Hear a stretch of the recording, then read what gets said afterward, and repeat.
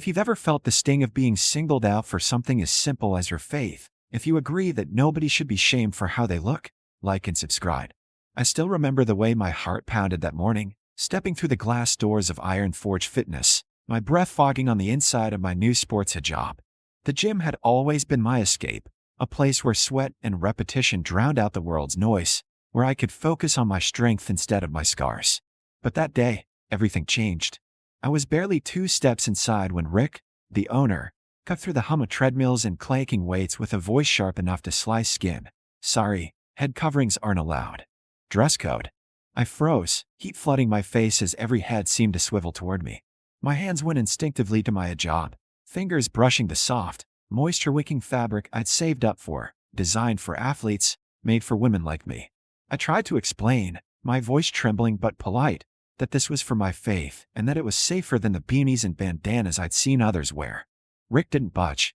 Rules are rules. Safety hazard, he said, his eyes never leaving mine, daring me to argue. The humiliation was instant and total. I watched as Priya, my closest friend, breezed past in her neon pink headband, twice as wide as my hijab, but apparently invisible to Rick. He let in a guy with a beanie pulled low over his ears, and a woman with a scarf knotted like a headband. My hijab was the only problem. My muscles, aching for the familiar burn of a workout, instead tensed with a cocktail of rage and shame. I wanted to disappear, to shrink until I was nothing but a shadow on the rubber mat. Instead, I turned and walked out, my sneakers squeaking on the polished floor, the stares of strangers burning into my back. That night, I lay in bed scrolling through Iron Forge's Instagram, where they posted glossy photos of diverse members and hashtags about inclusion. The hypocrisy made me sick. I messaged Priya, my fingers shaking, asking her if I was overreacting. She replied instantly, "No, this is wrong. You have to fight back." But I was tired of always having to explain, to justify, to prove I belonged in spaces that claimed to welcome everyone. I thought about my parents, who'd come to this country with nothing but hope and a battered suitcase, and how they taught me to keep my head high, to never apologize for my faith. I thought about every sideways glance, every muttered comment, every time someone had asked me if I was hot under there, or if I was allowed to do certain things. The weight of it all pressed down on me, heavier than any barbell. I barely slept, replaying the scene in my mind, the way Rick's voice had echoed, the way nobody had spoken up except Priya. The next morning, I woke up with a decision burning in my chest. I wasn't going to let this go. Not for me, but for every girl who'd ever been told she didn't belong. The next morning, I woke up with a fire in my chest that I hadn't felt in years, a mix of anger, humiliation, and something sharper, resolve. I couldn't let Rick's words be the last thing I heard in that gym. I couldn't let my silence be mistaken for acceptance, not when I knew so many other women, Muslim, Sikh, Black, Brown, Jewish, had faced the same cold, dismissive stare for daring to be themselves in public. I texted Priya, telling her I was going back, and she replied with a string of muscle emojis, and "I'll be there in 5." I stuffed my phone in my pocket, wrapped my hijab a little tighter, and tried to steady my hands as I walked back through those glass doors. This time, I made sure my phone's camera was rolling, tucked in my hoodie pocket, just in case. The gym was quieter than usual, but Rick was there behind the counter, arms crossed, eyes narrowing as soon as he saw me. "Didn't we talk about this yesterday?" he said, loud enough for the few people on the treadmills to look up. I took a deep breath, feeling my pulse in my temples. "Yes, we did. And I'm here again, because I'm not breaking any real rule. I'm wearing a sports hijab designed for exercise. You let others wear head coverings, beanies, headbands, scarves. Why is mine different?" Rick's face twisted, and he shrugged. "It's religious. We don't want politics here. It's a safety hazard. If it gets caught on something, it's on me." I tried to keep my voice steady, but I could hear the tremor. "You're discriminating against me because of my faith. That's illegal. The Civil Rights Act." He cut me off with a laugh, shaking his head. "Go ahead, call a lawyer. See how far you get." At that moment, Priya walked in, her head held high, her phone out, and recording too. "You let me wear my headband every day," she said, stepping up beside me. "And it's bigger than Layla's hijab. Why is hers a problem?" Rick ignored her, turning his back as if we were nothing but static.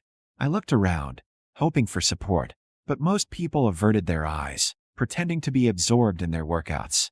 One woman on the elliptical mouthed, "I'm sorry," to me, but didn't say a word.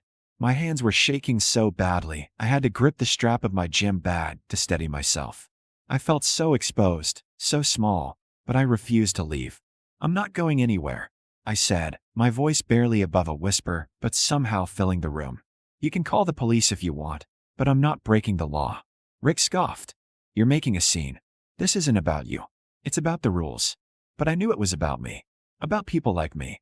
About every time someone in power decided who belonged and who didn't, who got to be comfortable and who had to shrink. After a tense standoff, Rick finally stormed off to his office, muttering under his breath. Priya squeezed my arm, her eyes bright with tears and anger. "You're so brave," she whispered, but I didn't feel brave. I felt raw, humiliated, and exhausted. We sat on a bench in the lobby, unsure what to do next. That's when Priya had the idea. Post the video. Tag the gym. Tag the news. Let people see what's really happening. My first instinct was to say no. I didn't want the attention, the trolls, the hate. But then I remembered all the other women who'd messaged me over the years, sharing their stories of being turned away from jobs, schools, restaurants, even playgrounds, just for wearing a hijab. I owed it to them, and to myself, not to let this slide. So I posted the video, shaky hands and all, with a caption, "This is what discrimination looks like in 2025. Still happening. Still exhausting." I tagged the gym, local news outlets, and a few advocacy groups. Within an hour, my phone was buzzing nonstop. Comments, shares, messages from strangers and friends alike. Some people told their own stories, others offered support. A few trolls crawled out of the woodwork, but I ignored them. What mattered was that people were watching. By the afternoon, a local reporter DM'd me, asking for an interview. I hesitated, but Priya urged me on. "You have a voice. Use it." So I did. I met the reporter outside the gym, still in my workout clothes, and told her everything. How Rick had singled me out, how he'd let others wear head coverings, how I'd felt invisible and powerless. She nodded, taking notes, her eyes fierce. "This isn't the first complaint we've heard about Iron Forge," she said quietly. "You're not alone." That night, the story went live on the local news website, with a still from my video as the headline image. Me, standing in the lobby, hijab on, face set in determination. The comments exploded, some supportive, some hateful, but all impossible to ignore. The next morning, as I walked past Iron Forge on my way to work, I saw a news van parked outside and a small group of people holding signs. "Inclusion means everyone. Let her lift. No more discrimination." I felt a surge of hope, mixed with fear. What if this backfired? What if Rick retaliated? But when I checked my phone, I saw that the gym sponsors had started pulling out, one by one, posting statements about zero tolerance for discrimination. Members were canceling their memberships in protest, and the gym's social media was flooded with angry comments demanding change. For the first time, I saw real consequences for someone who tried to make me feel small. For the first time, I felt like maybe, just maybe, the world was listening. The days that followed felt like a storm, loud, chaotic, and strangely cleansing.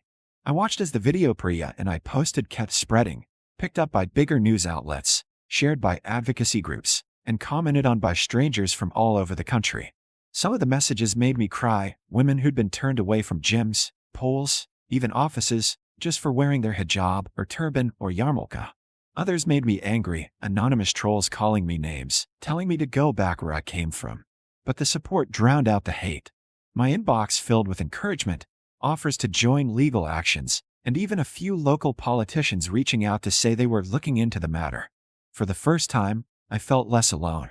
The shame Rick tried to pin on me was shifting, sliding off my shoulders and onto the system that had let him get away with it for so long. A week after the story broke, Iron Forge Fitness posted a long statement on their website and social media, calling it an apology. The Rick's name was nowhere to be found. They announced a new, inclusive dress code and promised sensitivity training for all staff. I didn't see Rick at the gym anymore. Instead, a new manager, Carla, greeted me at the door one morning, her voice gentle and her eyes apologetic. "We're really sorry, Layla. You should never have been treated that way. Your membership is on us for the next year, if you want it." I hesitated, remembering the humiliation, but Priya squeezed my hand and nodded. I walked inside, head high, hijab wrapped proudly, feeling the stares again, but this time, Some were smiling, some nodding, some even whispering welcome back. The gym felt different, like maybe it could finally be the sanctuary I'd always needed. But the real change wasn't just in the gym. The local paper ran a piece called Layla's Stand, and suddenly I was being asked to speak at community events, schools, even other gyms about inclusion and faith. I started a small support group for women who'd faced similar discrimination, and our first meeting filled the community center, women of every background, all with stories of exclusion and resilience.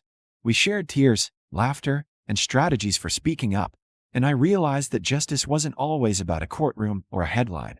Sometimes it was about refusing to shrink, about claiming space, about being seen and heard on your own terms. I never saw Rick again. Rumor had it he'd stepped down after the sponsors pulled out and the gym's reputation took a hit. I didn't need to see him. The poetic justice was enough. He tried to make me feel powerless, but in the end, it was his authority that crumbled. Every time I laced up my sneakers and wrapped my hijab before a workout, I remembered that my strength had never been the problem. It was always their fear. And now, every time I see another woman walk into the gym in her hijab, headscarf, or turban, I smile, knowing the world can change one act of courage at a time.